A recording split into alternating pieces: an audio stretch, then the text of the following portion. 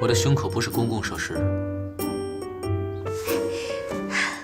徐小怪，我知道那个奇怪的心跳声从哪来的。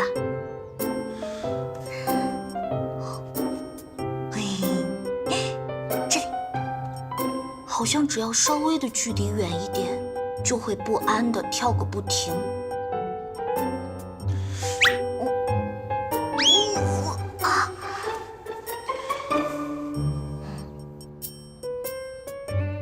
由于是你救了我的原因，所以我们两个人的心跳频率是相同的。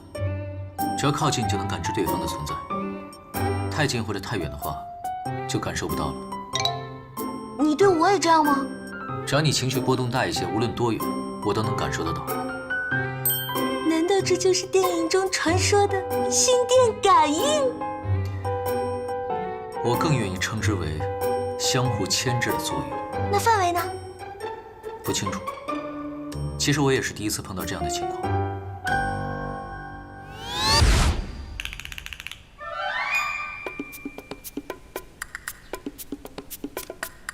你往那边走。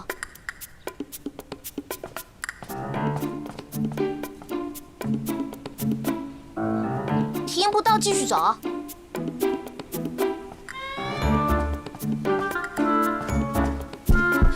停，有了。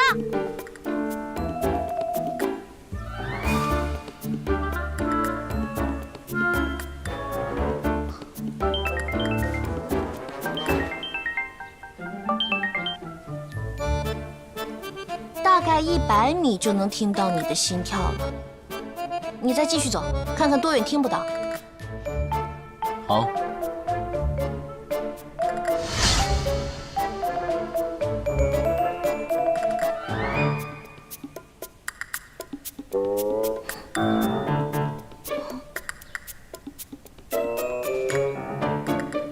大概1公里就听不到了。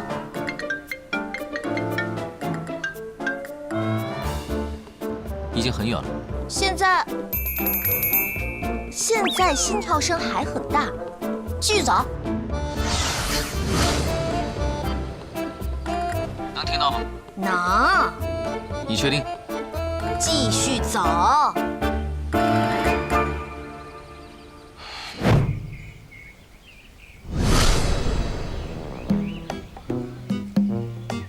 现在呢？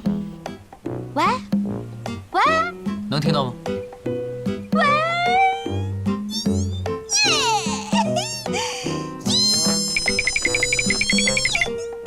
再见！500公里以外的血妖怪，永远不要再回来了！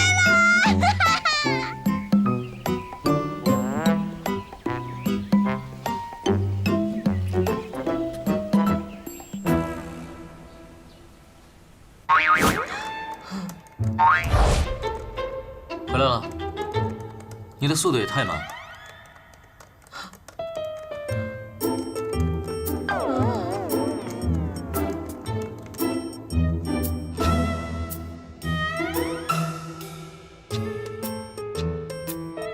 大仇未报，需要想个办法，让他主动留下我才行。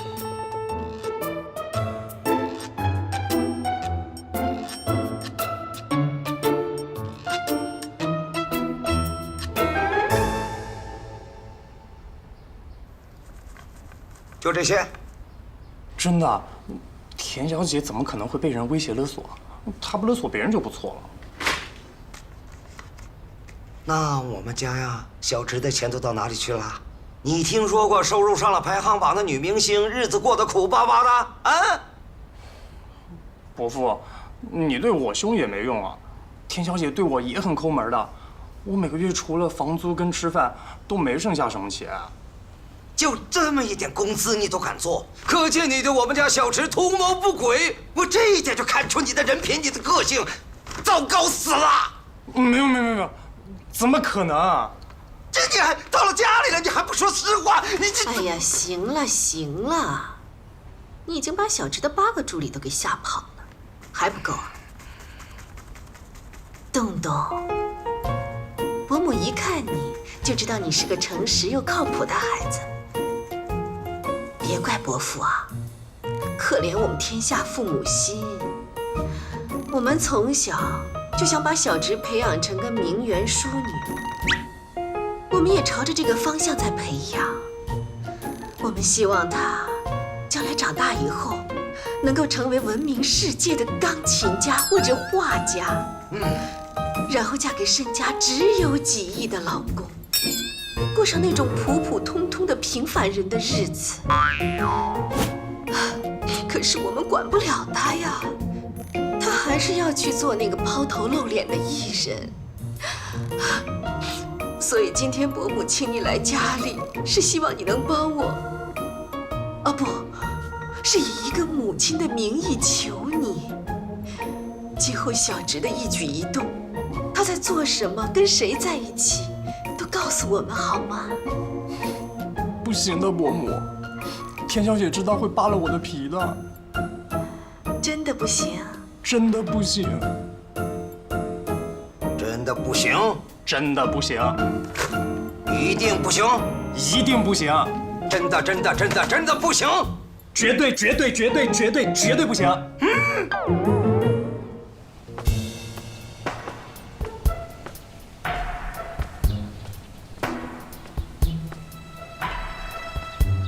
绝对不行。但是可怜天下父母心啊！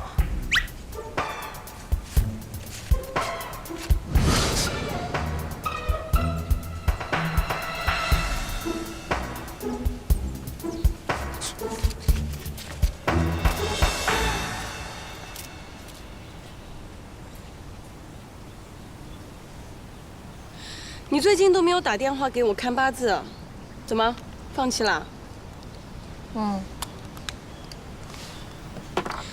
也是，像你这种超级倒霉体质，大概只能养一只不会死的妖怪在家才安全吧。好，换下一场。下一场，张馨小姐。我先过去了啊。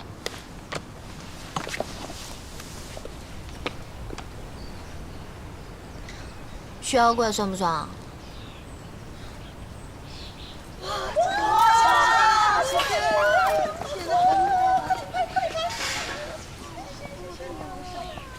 小直，呀，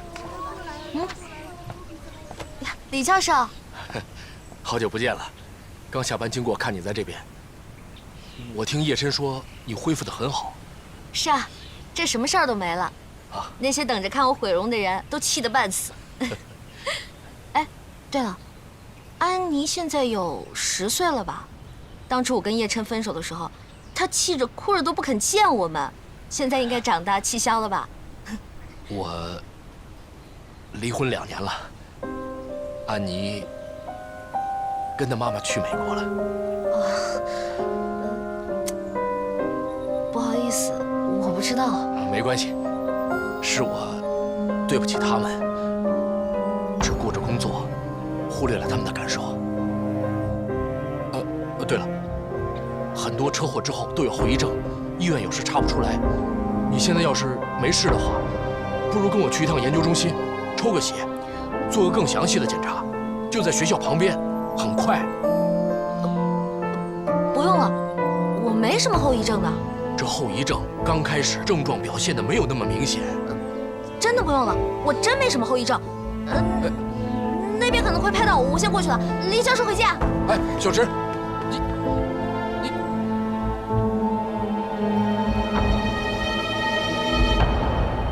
你说，我对女婿的要求那么低，那为什么小直每次都嫁不出去呀？哎呀，你也别过度悲观。我们家妹妹的桃花运不断，之前还交了7个男朋友呢。那为什么每次都是分手告终呢？以后啊，她再遇到合适的人，就不让她分手，绝对不让她分手。就像你一样，当年死皮赖脸的牢牢抓住我。老婆大人英明。所以说呀，你不要过度的保护她，只要有几亿家产的老公，让她过上普通的日子，就让她嫁。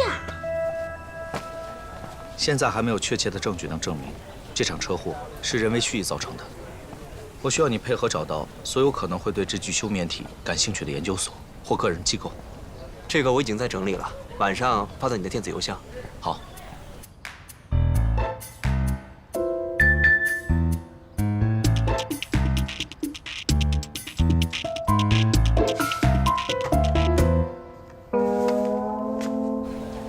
喂，怎么了？洗手间在哪儿？在那边。哎，你没事吧？没事，上火而已。你先走吧。萱萱，啊，是张萱萱，萱草妹，萱萱，萱草妹。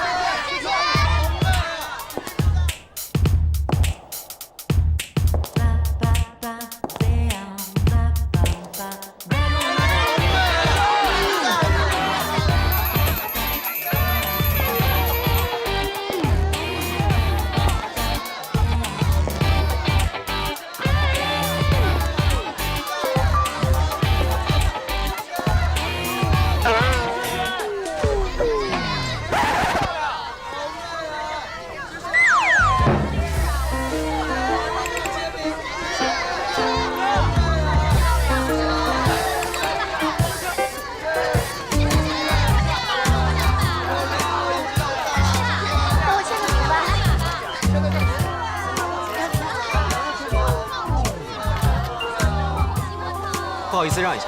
好漂亮啊！谢谢谢谢。不好意思。叶老师好。谢谢。萱萱，帮我也签个名吧。不好意思，请让开，这是我的车。谢谢。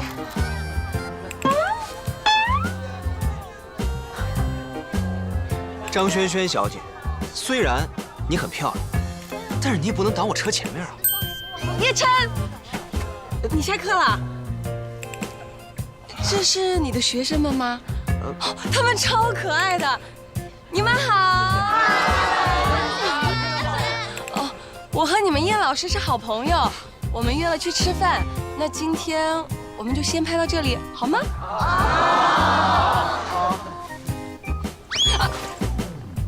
是啊，同学们，今天就到这里吧。艺人也是要隐私的哦。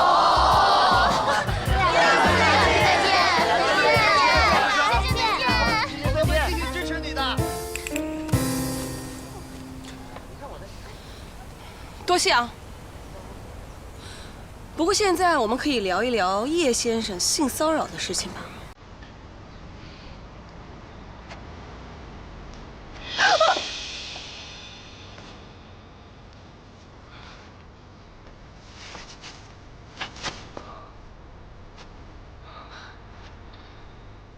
做女人真是辛苦啊。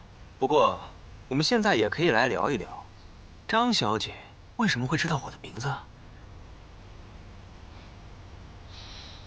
以前你去拍摄场地接田径直收工的时候，我见过你。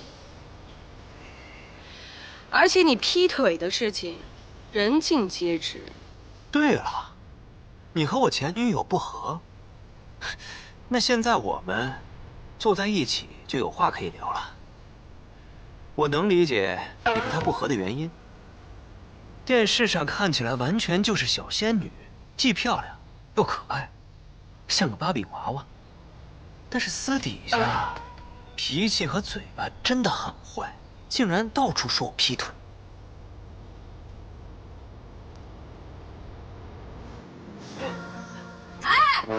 警察叔叔，这里有变态！张小姐，过河拆桥不好吧？对手之所以能成为对手，那是因为旗鼓相当。你瞧不起我的对手，也就是瞧不起我。警察叔叔，他刚刚摸我腰，还摸了他的鞋跟。萱萱，你用鞋跟踢他。臭小子，你到底帮谁啊？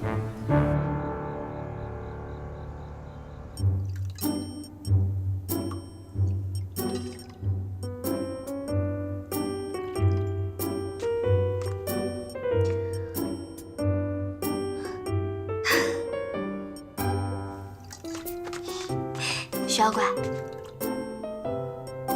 你活这么久，给谁熬过粥啊？那就是没有啦。就知道我在你心目中的地位不一样。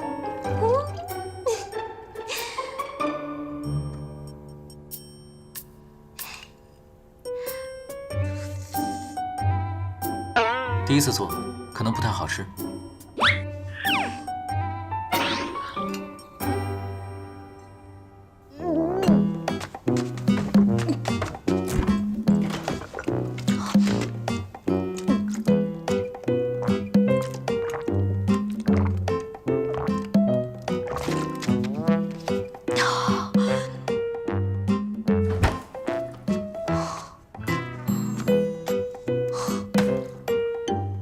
你从哪个星球上学的黑暗料理啊？啊？我看书上说，米、水、盐，小火煮1个小时，哪里不对？你到底放了多少盐？书上说少许，所以比米放的少了一些。哼！这个咸度完全可以把我储存起来，时甚200年不化。连小燕那么笨的人都会。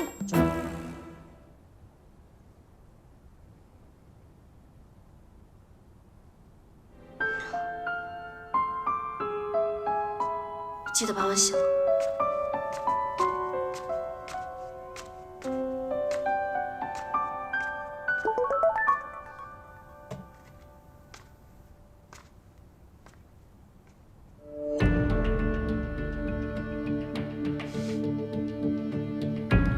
已将画和明天见面的时间地点发过去了。好，明天的收网务必万无一失。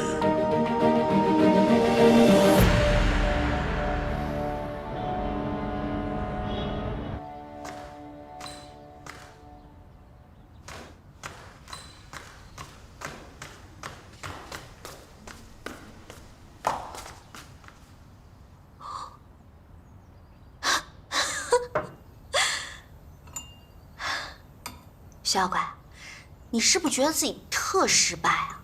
活了500年，连个粥都熬不好。我不是厨子，有什么关系呢？倒是你，当演员竟然不会演戏。你说谁不会演戏啊？我现在就出门演戏去。你呢？不会在这准备熬1天粥吧？我告诉你，小心啊，别把我们家厨房烧了，要不然我要你的妖秘。我联系上那个收藏画的人了，约了一会儿见面。失忆男主角，祝你好运。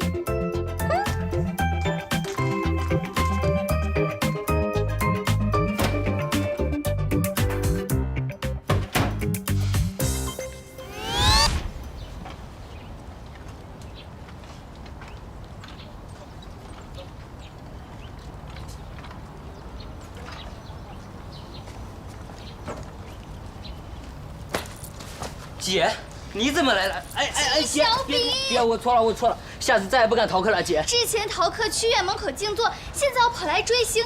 纪小炳，你知不知道你明年就要高考了？你真的打算高中毕业后就去工地搬砖是不是？那不是静坐，是守护，是爱的守护。守护你个头啊！你跟变态有什么两样啊？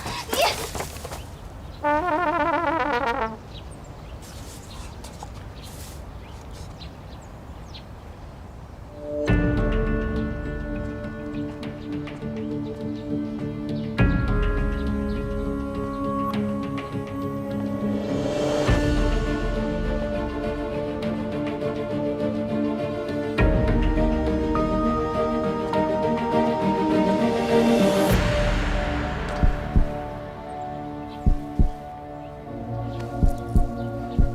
需要怪进入感应范围，他不会是要来偷偷探班的吧？难道是想当面嘲笑我的演技？田静之，不要怕，你可以的，好好发挥。来了。走。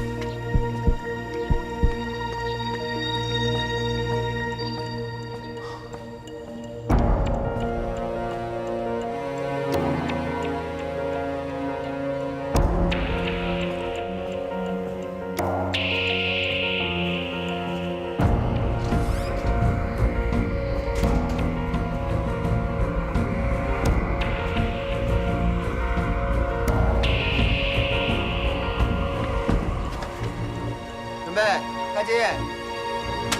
3、2、1，开始。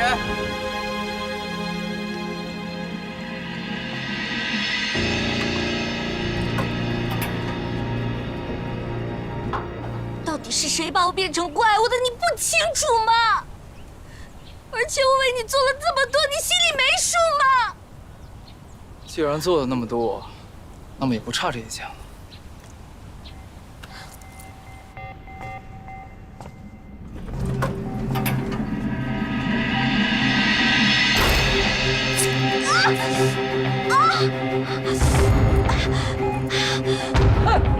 怎么是小匕首啊？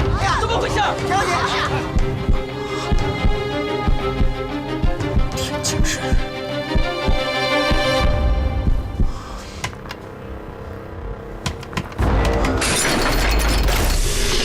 流血了！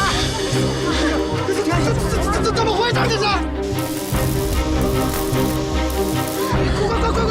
送消医室去！你这怎么回事你？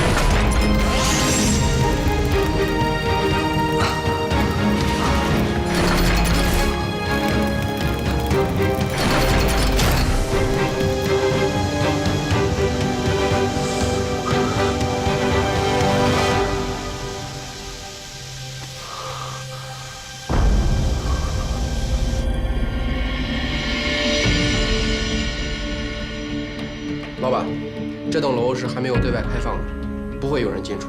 另外，我还在外面安排了人巡逻。拉出距离，不要靠近了。这件事情越少人知道越好。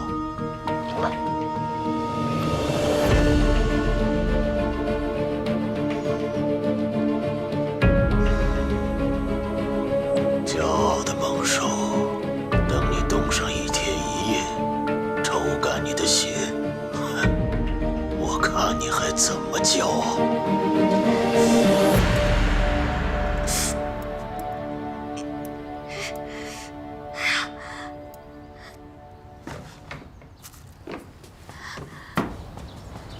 我说你怎么回事？你是道具师，事先准备好的没有开封的匕首，怎么就变成真的了？这不是我准备的那把匕首，我也不知道怎么回事。你管道具，你不知道谁知道？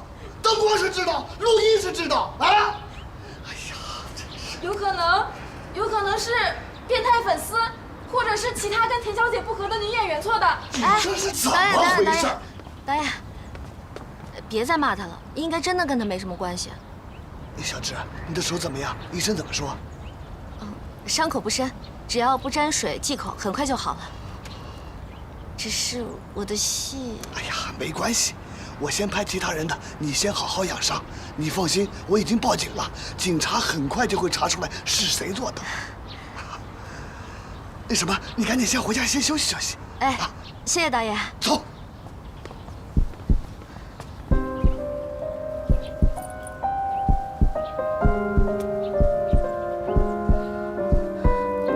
心跳怎么这么乱？这妖怪到底在搞什么鬼啊？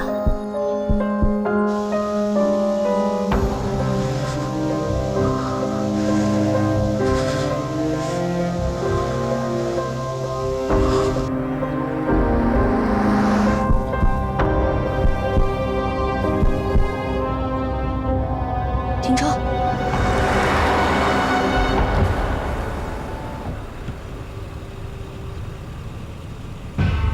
心跳声没了，难道薛妖怪在100米之内？田小姐，用下车吗？下车干嘛？我要赶紧回家养伤了。走吧。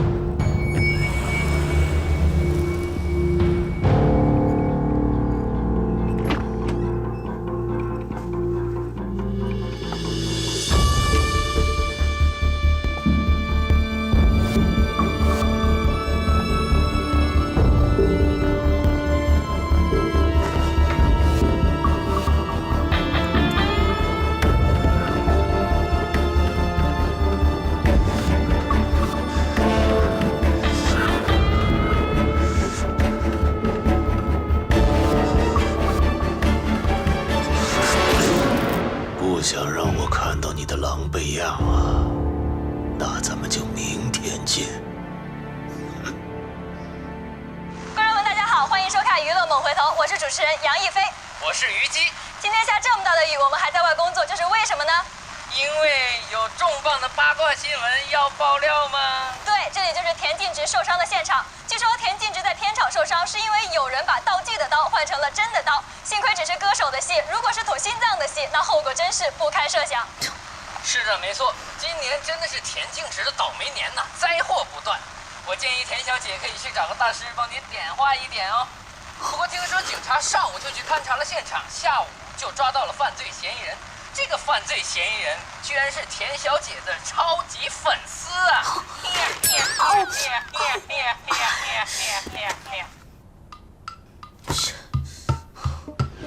什么倒霉年？本小姐活了28年，年年倒霉。你以为我就没找大师算过吗？井我都挖了3口，3口，你知道什么概念吗你？哈，那小学课本上还说呢，吃水不忘挖井人。我没亲自挖，那就不算了吗？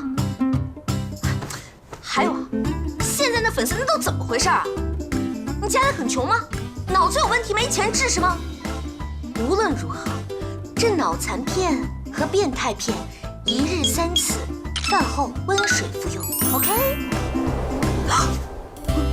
我都说过多少次了，老大，你们抓错人了吧？莲花妹是我的女神，我怎么可能做出这种事？我只是去片场捡了一些莲花妹用过的东西，顺便在网络上炫耀一下。可换匕首真的不是我干的。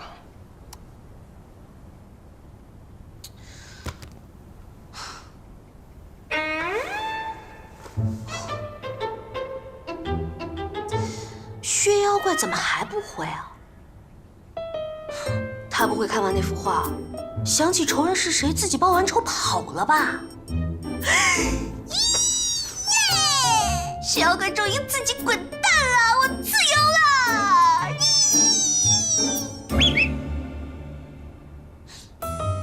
薛妖怪也太没礼貌了吧！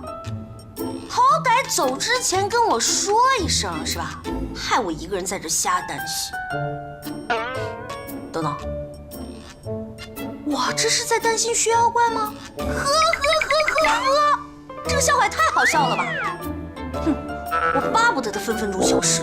哼，再说了，他这飞檐走壁的，也没有谁能对他怎么着。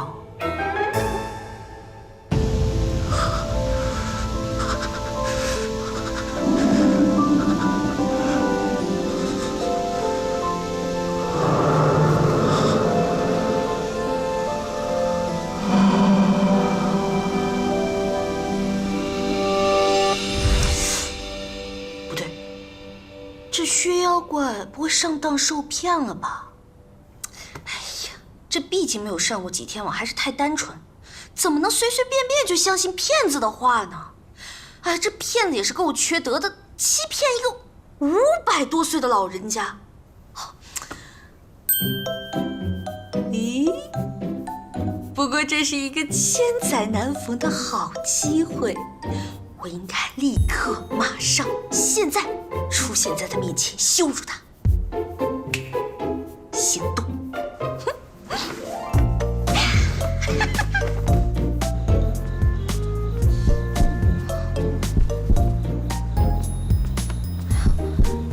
怎么一路过来，薛妖怪的心跳越来越怪了？不会真出什么事儿了吧？田径直，你可是来看笑话的，要摆正态度。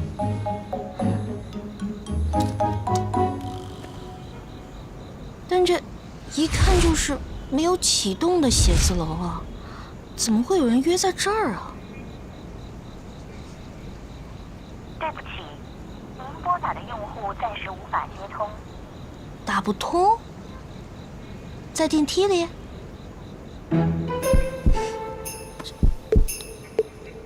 哎呀，徐妖怪不会困在电梯里的吧？不行，万一徐妖怪真的被人困住的话，周围肯定有敌军埋伏。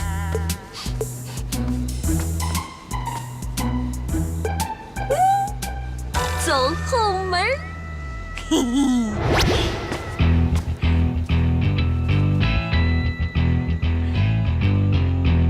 召唤飞天小蝙蝠。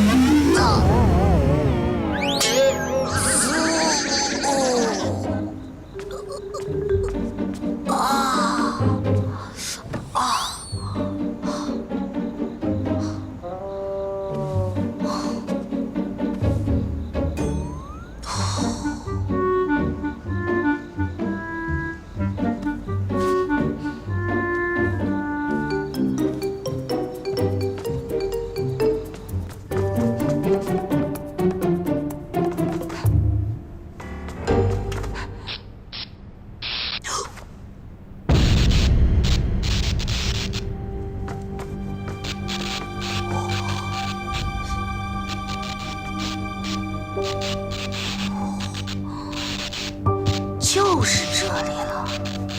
哎，田径之，你就可以当女特工了好吗？薛仁强，薛妖怪，薛妖怪。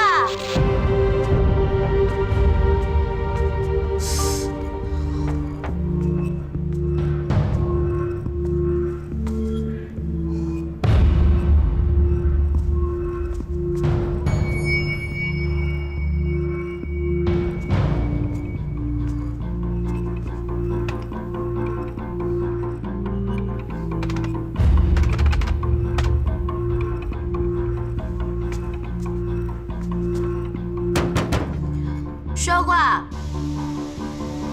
薛妖怪，你在不在啊？在的话，你应一声。这阴森森，我挺害怕的。我在。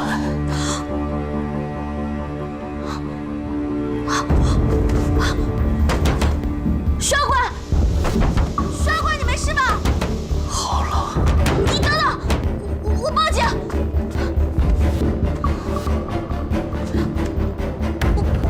不能报警，你是妖怪。你等等我，我马上救你啊！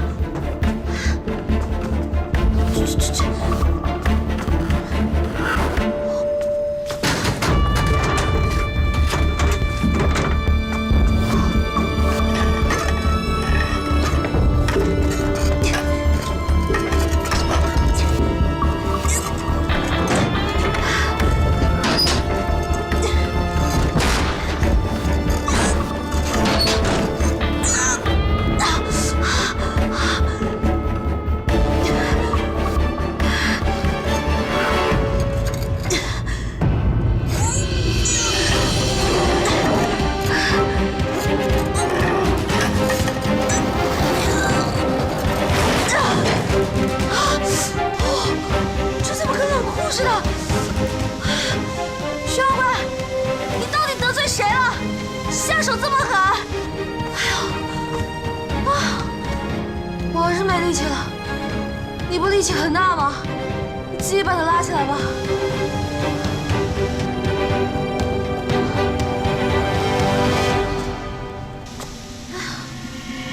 徐妖怪，这超能力不抗冷啊！那怎么办啊？哎，你坚持一下，我马上想办法啊！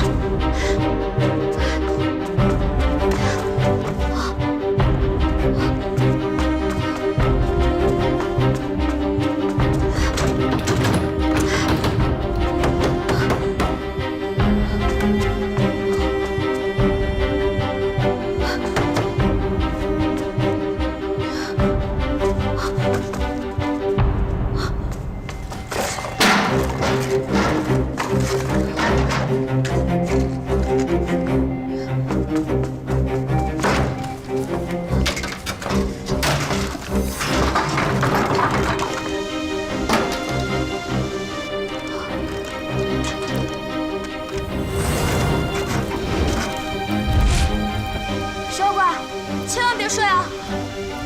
这一会儿它就暖和了。对，就这样。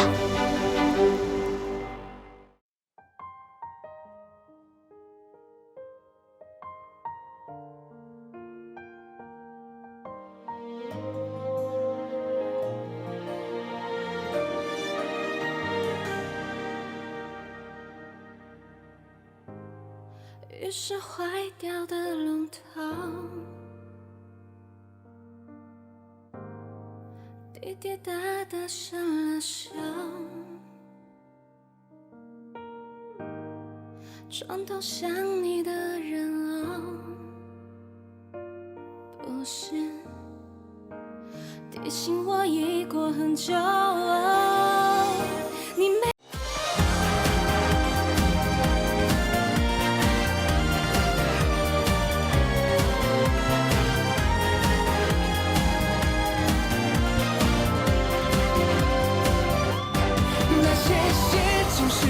情话，说不上去的天涯，全都不假，是给你问题的回答。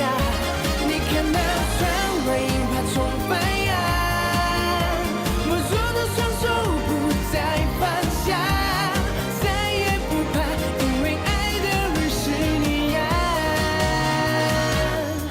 我不理和我未来太不同，那是你的好，偶尔尖牙低趴发小脾气，也可爱的让人很不清。若是要我就这样毫不经意，一步步让你在最领地，所有美丽结局的童话，有你的地方就是天涯。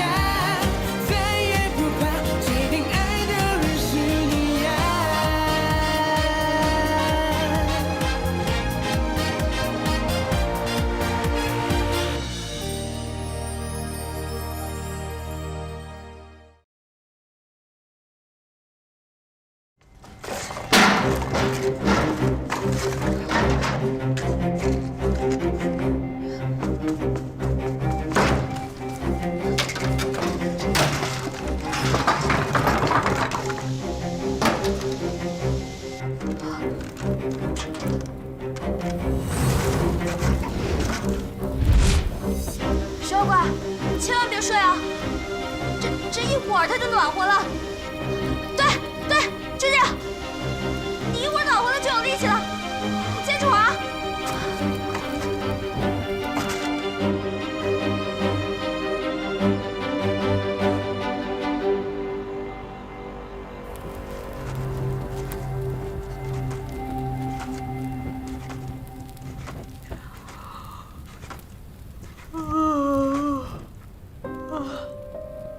徐妖怪，我跟你说，你以后再也不能轻易的相信那些所谓的网友。那电脑前坐的是个人还是条狗，你都不知道。还有啊，以你的身体呢，你就应该随身携带暖宝宝。这暖宝宝是什么呢？就是你往身上一贴，一会儿就发热了。不过，想着你满身贴满暖宝宝的样子，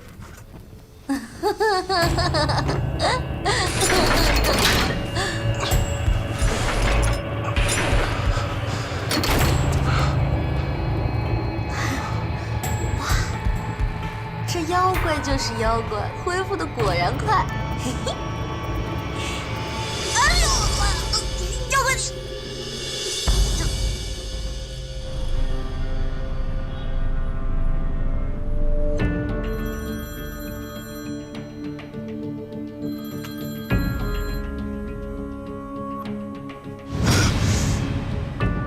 你说什么？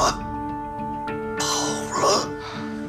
对不起，老板，我们可以再找机会啊。你以为他还会再上当吗？已经打草惊蛇了，暂时不要再随便行动。好的，我明白了。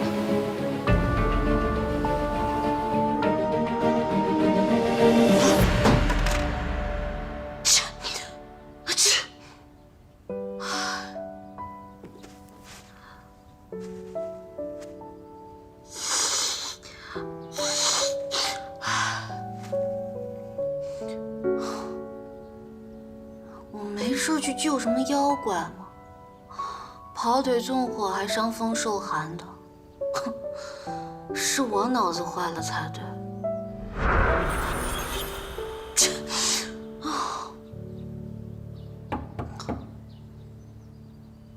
感谢的话不用说了，救你我已经后悔了。我们谈谈。谈什么呀？关于你的一切我都不感兴趣，上当受骗那是你自己的事儿，我只希望你能尽快离开，别再给我添什么麻烦。哼，还说什么保护我，现在到底谁保护谁啊？哎，你们男人是不是都喜欢这样啊？随随便便许下诺言，然后转眼就忘，反正也不用坐牢，是吧？哼，现在倒好，我受伤了，感冒了。也没有办法工作了。哎，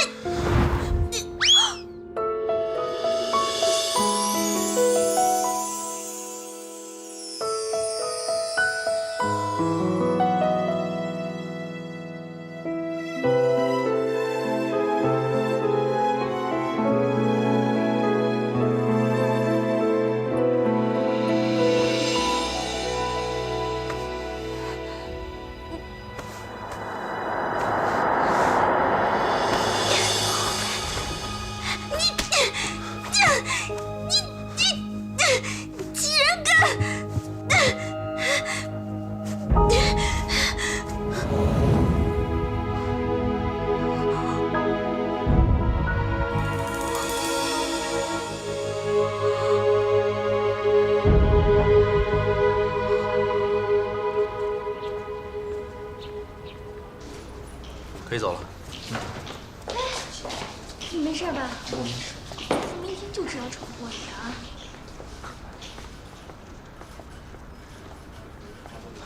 我们两个最近好像磁铁的正负极，无论什么事情都能碰到一起。这句话一般是用来表白的开场语。李警官，麻烦你配合一点儿，做出个期待的表情。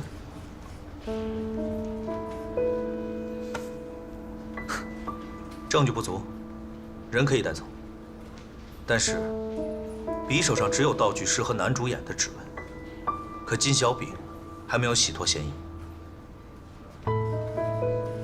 无论如何，多谢你了。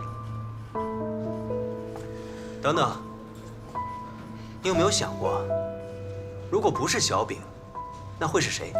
真的只是有人蓄意报复，或是意外？我倒是觉得，这更像是警告。我会查清楚的，但是警察办案讲究的是证据，而不是猜测。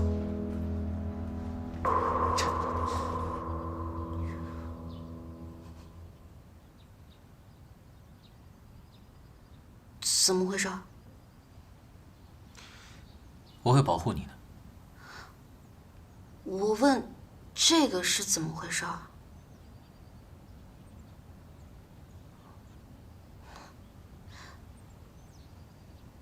人类伤口的愈合需要时间，如果突然愈合，很容易引起怀疑。而且昨天的事情你也知道，在那种虚弱的情况下，我没法威胁给你。停！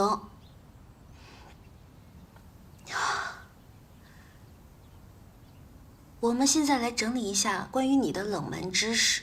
第一，你是地球上移动速度最快的生物，没有意义。第二，你是地球上除了鸟、蝙蝠、蚊子、苍蝇和飞机以外唯一会飞。不对，你那也算飞？不是真正的飞，是通过肺部过滤空气中的氢气，再充满体内的每一个细胞，以达到跳跃的高处和空中时间滞留的目的。而且根本不是我跳得不高，是你太重了。我知道了，你就像大街上卖的氢气球一样。另外，本小姐的体脂控制得非常完美，一点都不胖。好，没有异议。第三，你的血是可以治愈任何疾病和伤口的超级特效药，所以车祸后我不仅没死，还百病全消。你做了好事为什么不告诉我啊？每当我试图开口告诉你，你就捂着耳朵跑得比兔子还快。那你也应该把我的手拉下来，大声地告诉我嘛，搞得像偶像剧里面那些男的一直在那说“你听我说，你听我说”，女的就说“我不听，我不听”，然后他们就像复读机一样循环对白。你听我说，我不听；你听我说，我不听。有这个你听我说的时间，什么误会都解决了。什么是偶像剧？听起来好像挺有意思的。就比如说你跟我俩从外形上来看呢，就是一部偶像剧；可是从实际发生的事件上来看呢，就是一部恐怖片儿。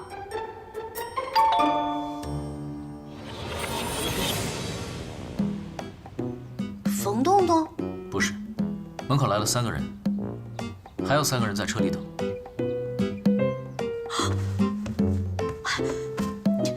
徐员外，快躲起来！我为什么要躲？少废话，不然我分分钟收回你居住权。不是说和剧组的人员相处得很好吗？你到底是得罪什么人了？他才不会得罪人呢，平时可会装乖了，剧组上下都爱他，除了同组的女演员会不喜欢他。不过昨天就已经把有作案动机和时间的女演员都排除掉了。所以说，这就是典型的死了都不知道得罪了谁。什么？你为什么非让自己的人生过得这么辛苦？普通一点不好吗？田小姐可以准备换药了。不用，那个，我觉得昨天那个医生的包扎技术非常好，我觉得我需要谨遵医嘱，明天我去找他换药。你确定你现在这个样子叫包扎技术很好吗？这内容大于形式，我说不用换就不用换了。谢谢你啊，劳烦你费心啦。可是这样会感染的。哎呀，别管他，他就是个胆小鬼，怕疼，按着也得换。我说不换就不换。田静植，你能不能不要这么任性啊？手心留疤会变断手，到时候会更倒霉了。张轩轩，我告诉你，赶紧给我放开，要不然……快姐，快姐，按住他，跟你绝交啊！别让他动，快姐，快姐，快姐！你放开呀！哎呀，不好意思，不好意思。碘酒没了？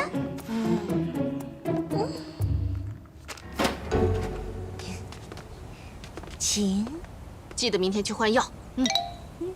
我明天一早就去。还有这辈子我最好的朋友，好好拍戏哦。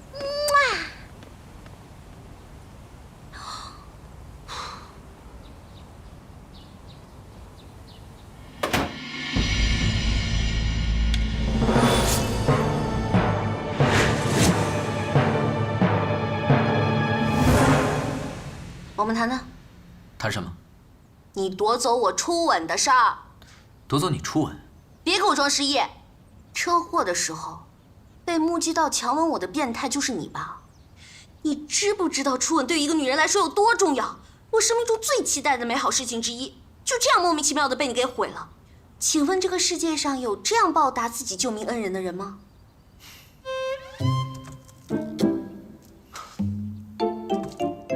打个比方，当你喝酸奶的时候，你会不会问酸奶的意见呢？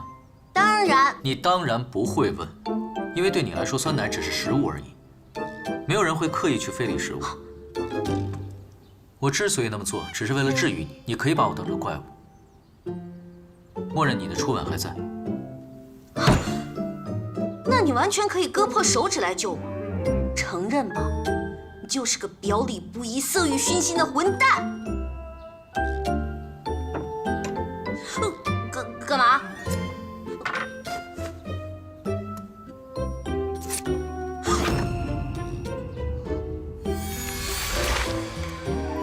我只有用舌尖才能控制愈合的速度。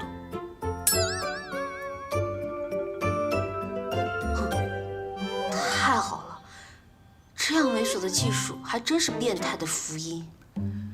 请问这个世界上，有谁会用这样的词语来称赞自己的救命恩人？我，占了我的便宜还喝我的酸奶，还想叫我感恩？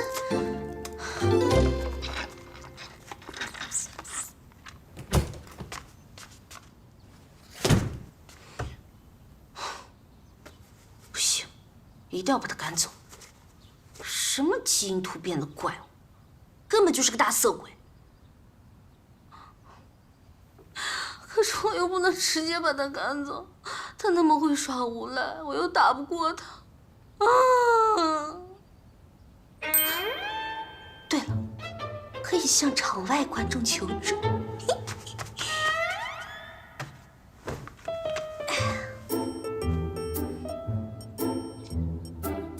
轩轩，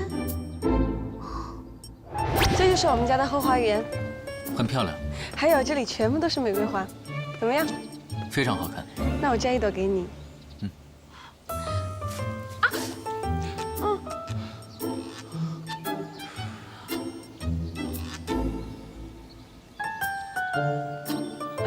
不行了，不行了，我头特别晕！哎呀哎呀哎呀哎呀哎呀！痛痛，要治疗。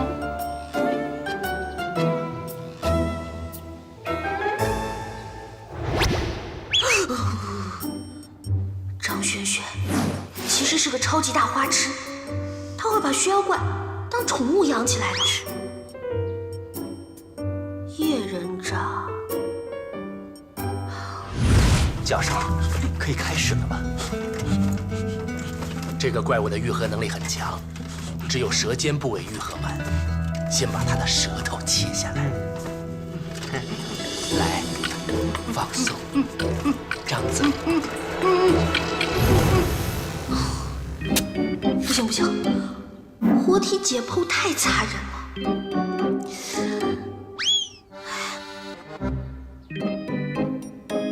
小叶，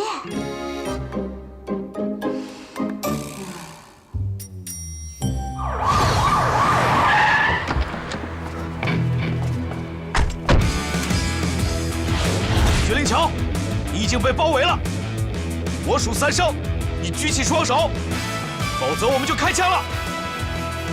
1、2、3。太慢了。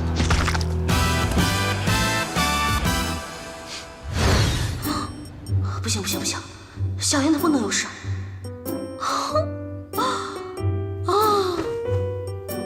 算了，还是明天去问问大师吧。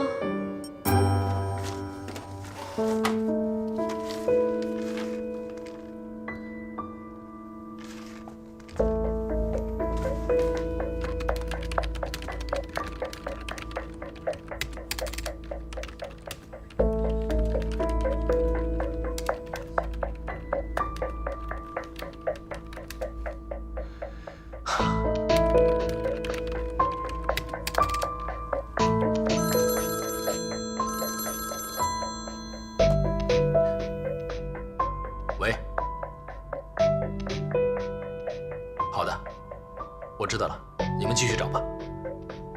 别急，休眠体不会无缘无故消失的。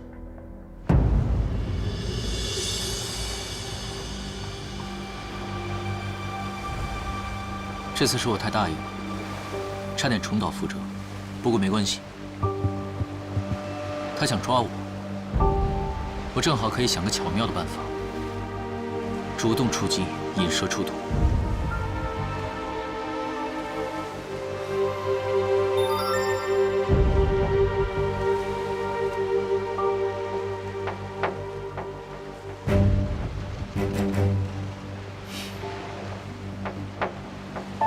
这次又是田小姐救了我，不过她还是在想办法赶我走。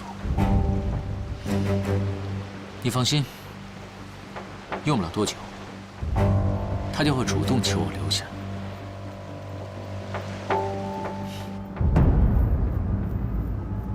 哎，张大师，以后你会经常参加电视节目吗？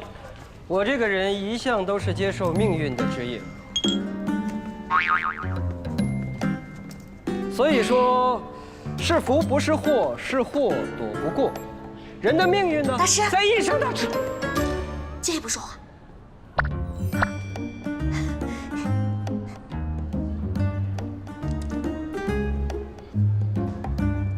大师，咱们回头采访，我们先走了。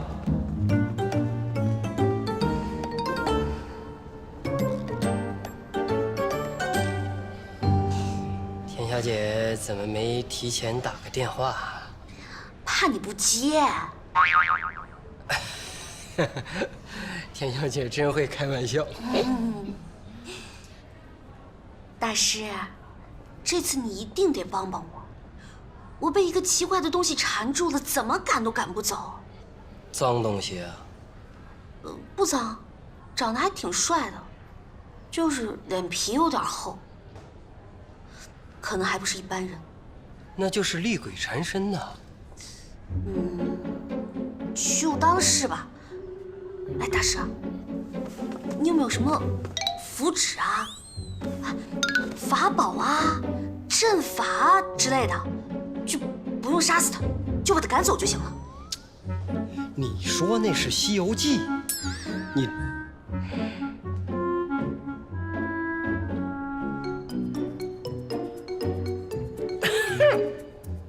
田小姐，你看我都这么大年龄了，身体也不是很好，能够缠上田小姐的厉鬼，恐怕老夫也奈何不了啊。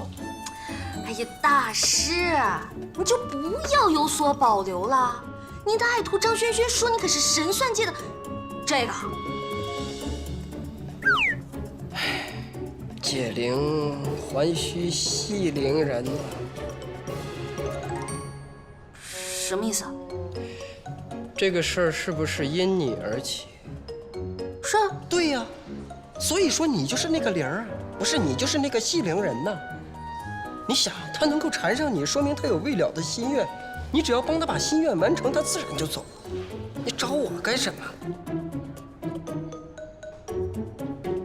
那为什么是我呢？缘分。你说我们是不是很有缘分？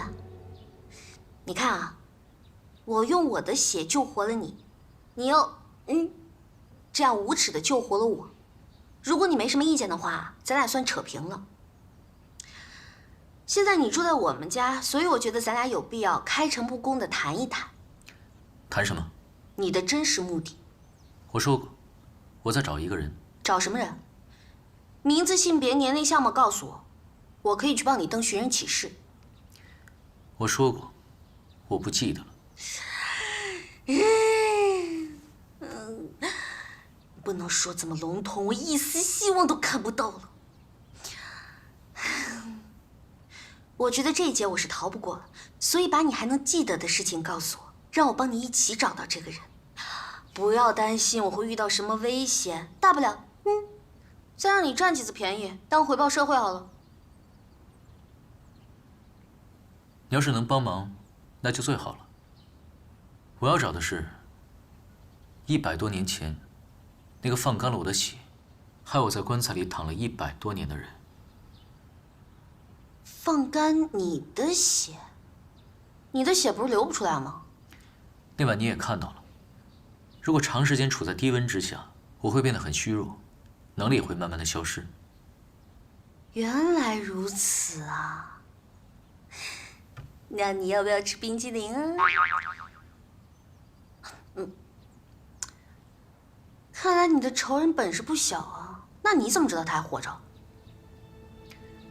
肯冒那么大的风险都要得到我的血，不就是想跟我一样能够长生吗？有道理。可惜我完全不记得他了。我被扔到湖里之前，那10几年的记忆消失了。你那天说你去见了个人，后来发现他不是你的故人。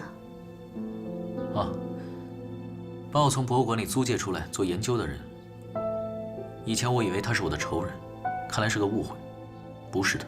你是说研究中心的李教授？难道你认识他？当然，他是叶琛的研究生导师。我跟叶琛还在一起的时候，经常去他们家吃饭，人还不错。那天我在学校拍戏，还碰见他了呢。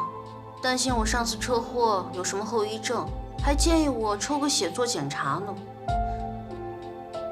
我一想，我的身体估计被你的血改造成什么奇怪的体质了，所以我就拒绝了。是不是很聪明啊？没有什么别的线索了吗？我去过之前曾经住的地方，那里已经变成了供人参观的故居，而且从屋里陈列的物品来看，我极有可能是最早的一批摄影发烧友。如果有什么照片留下来，应该会是最好的线索。在你找到那些照片之前，你这条线索的价值为0。说的也对。所以你就只能等待奇迹出现了吗？那个神秘人知道我已经苏醒过来，肯定会找我寻仇，所以想必他会不惜一切代价的想再次置我于死地。我觉得把我运来做研究这事儿跟他有关系，而你的前男友正在追查这件事。我希望获得他们了解的信息。你这是让我去当间谍吗？我们以前管这叫探子。没人问你这个，你凭什么觉得我会帮你啊？刚才可是你说你要帮我的，你也不想我一直住在你这儿吧？所以这就是你跟我同居的原因？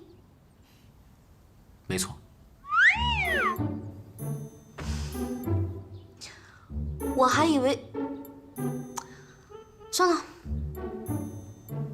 怎么？还以为是你的美貌吸引了我？我不美吗？不错，还可以。可惜人妖殊途，死了这条心吧。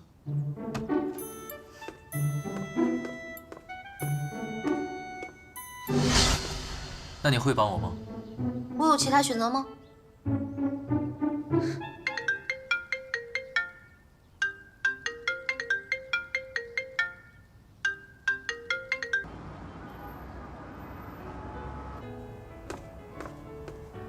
这里。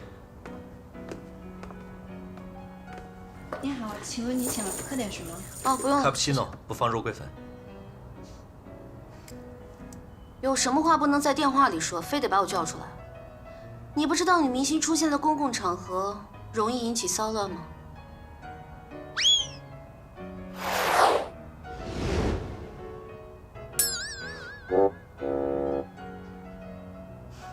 你的手没事吧？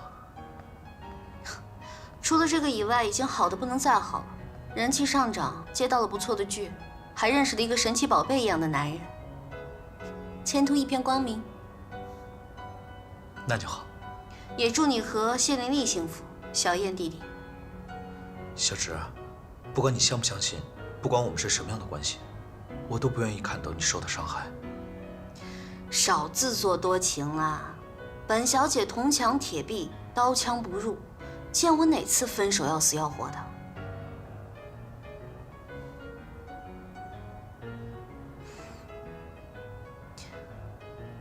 说吧，今天找我出来什么事儿啊？哦，对了，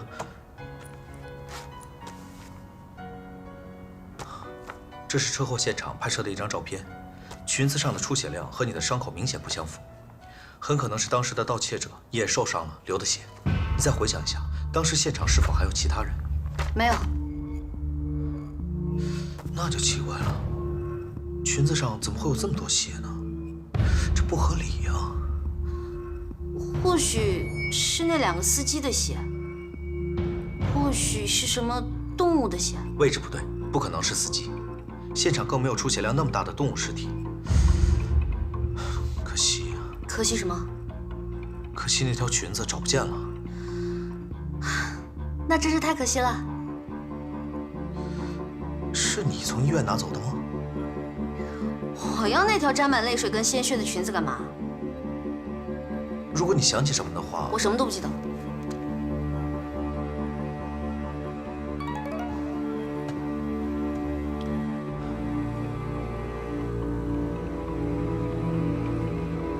你把车借别人了？车和男友不外借，这是我的原则之一。手受伤了，所以我今天打车来的。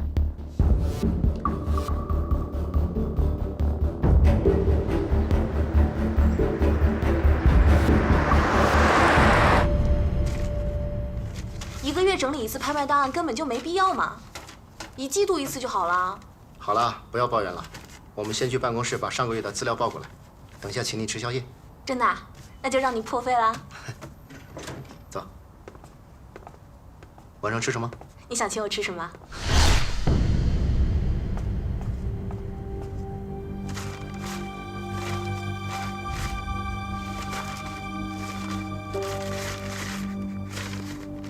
上个月的资料还挺多的呢。是啊，我整理半天呢。行了，别抱怨了。好吧。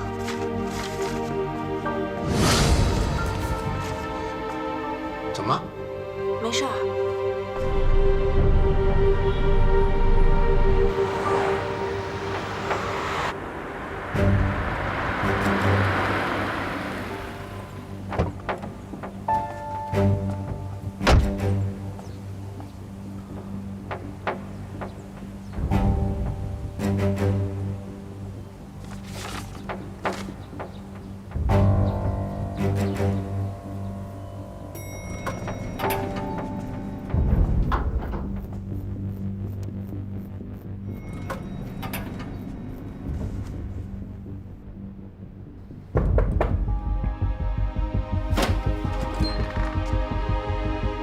你找谁啊？这间房子当时是低于市价很多钱买来的，邻居说前任的房主卖了家传之前的古董后就搬走了。那你知不知道他们搬到哪里去了？我能不能问一下，你找他们干什么？那家人可能是我的故人。故人？啊，我知道了，你一定是从台湾过来寻亲的，对不对？我不知道他们搬到哪里去了，但是你这种情况，警察不能帮到你吗？警察为什么会帮我？警察局的系统里有每个人的信息，只要知道名字，找一个人应该不难。不过你应该要证明的是，你的确在找试探的亲属吧？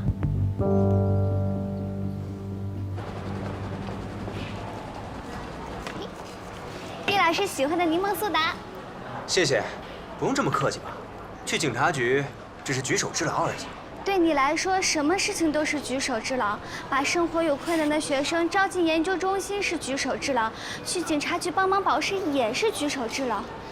你那么多的举手之劳，对我来说都是救命一样的天大恩情。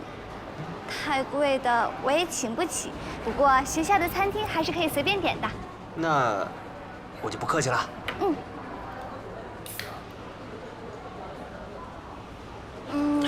叶老师这么好的男人，肯定有女朋友了吧？还没有，不过感兴趣的倒是有一个。什么？你被叶人渣非礼了？是啊，一牵扯到你的前男友们，事情就会诡异的往一个倒霉的方向发展。比如叶人渣因此而爱上了你。我还没见过看不上我的男人。我担心的是，他想通过我来了解你的情况。他那才不是关心我呢，他是想那具苏醒的休眠体。苏醒的休眠体？电视上不都这么演的吗？哎呀，以我对叶人渣的了解吧，他要爱上你那是分分钟的事情啊！你根本就是他的择偶范本。So what? No way! 耶！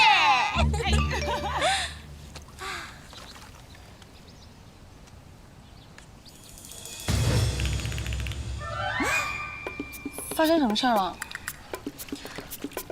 喂，你好，我的信用卡好像被盗用了。什么？银行网上商城送货上门？送哪儿？金花园30号。那是你自己家。那个，我有急事，我先走啊。明天片场见啊。哎，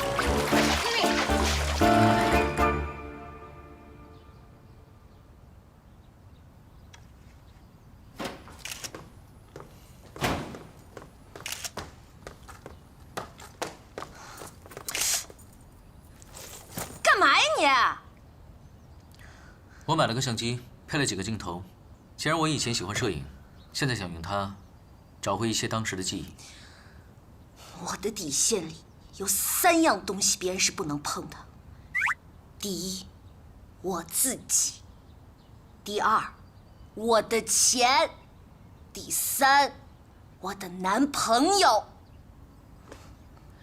我刚刚学会网购，之前因为没有卡，只能去银行排队汇钱，真的很麻烦。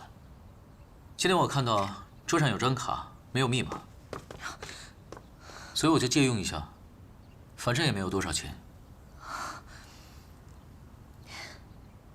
你以为钱很好挣是不是？只有没钱的人才会觉得钱不是问题。虽然你觉得自己只喝点汤汤水水就可以活下去没问题，但是在这个年代里，没有钱简直寸步难行，好吗？满身的名牌，偷遍商场无敌手了吧？你不要乱说。但是偷东西真的很 low 哎，死了下地狱是要被剁手的。我没有偷东西，那些东西都是……啊，不是偷啊，那就是骗喽。对了，你的深情一笑甜死糖尿病人，要是被那些富婆们看到的话，估计你要天上的星星他们都要买给你啊。田静之，你怎么可以因为一点点钱，就随意践踏别人的尊严呢？哼，践踏！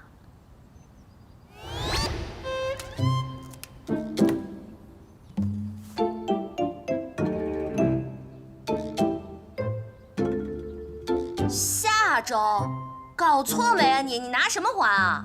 这个你完全不用担心。你准备就这样一直下去了吗？我是说，你现在还不知道什么时候能找到你的仇人，就算找到了，报了仇，你以后还是要生活下去的嘛。现在的社会跟100年前差很多，到处都是电子眼，如果被拍到飞来飞去的话，会被拿去做研究的。而且，没有一个正常的身份跟工作，也很容易被人怀疑的。我不会连累你的。哎，我不是那个意思。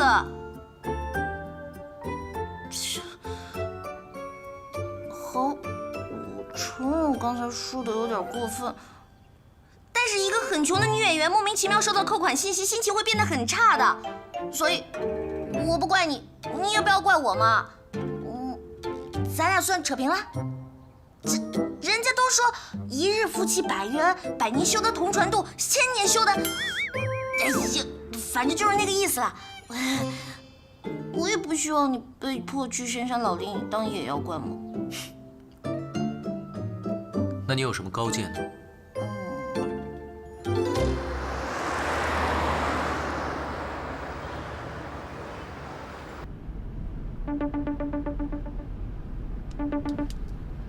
喂，是伯母啊？洞洞啊，今天咱们家小侄怎么样了？今天上午田小姐在家里睡懒觉，下午张娟娟小姐约他喝了下午茶，明天早上田小姐可以复工了。明天复工啊？嗯。那妹妹今天晚上她一定不该吃饭。哎，她胃不好啊，你呢，就到市中心那个法国餐厅，去帮她买个芝士蛋糕哦，默默的啊。对对对。好嘞，我待会儿就打电话问一下，看除了芝士蛋糕，他跟表兄弟还想吃些什么东西。嗯。哪个表兄弟啊？就是那个长得很高，身材很棒，帅到没朋友的表兄弟。暂时住在田小姐家2天。哦。伯父，我还在开车，要没什么事我就先挂了。啊，好好。他哪个表兄弟都是精英，有哪个需要暂时住在他家里的？阿奇呀，阿奇最疼他了，他可能知道他受伤了，就跑去照顾他了，啊？对，应该就是阿奇。哎，你再使点劲儿，我的肌肉都快睡着了。忘了，刚才说话都忘了。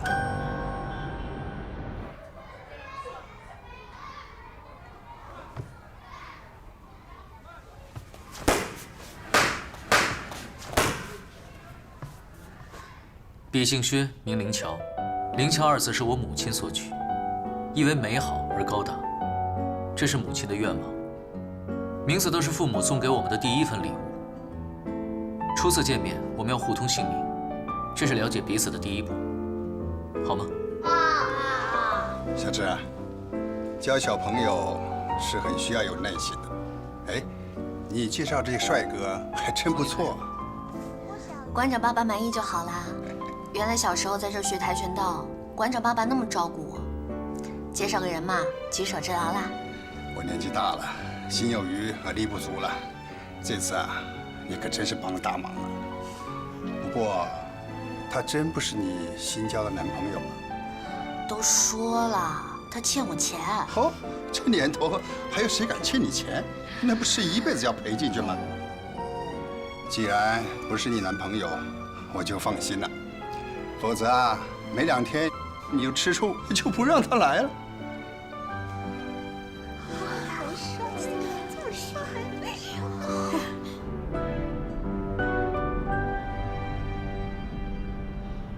看什么？你千万不要对别人笑，光看脸就已经能把3到80岁的女人都通杀了。那跟你那个警察前男友相比呢？不要提他。你昨天不是去见他了吗？我说了不要提他。就是这样笑。你喜欢？谁不喜欢漂亮的人啊？你也是因为我漂亮才救我的吧？绝对不是。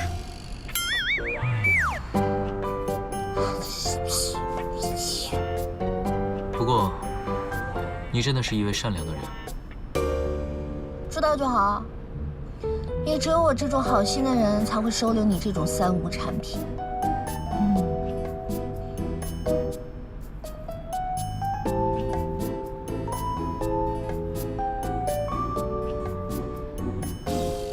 等等，为什么是你在开车？放心，我有驾照。上次办假证的时候遇到促销，买2送1，我办了护照和学历证，就送了我1本驾照。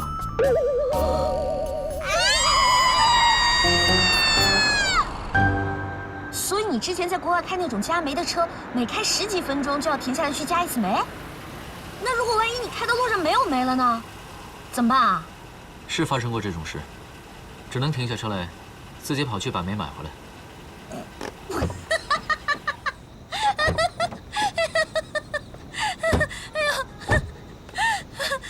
真是笑死我了，太尴尬了吧！要停下来去加煤，你自己明明就跑得飞快，为什么要去开那加煤的车呢？要想成功的隐藏在人群里，就要保持正常人类的生活节奏和速度，否则很容易被人发现。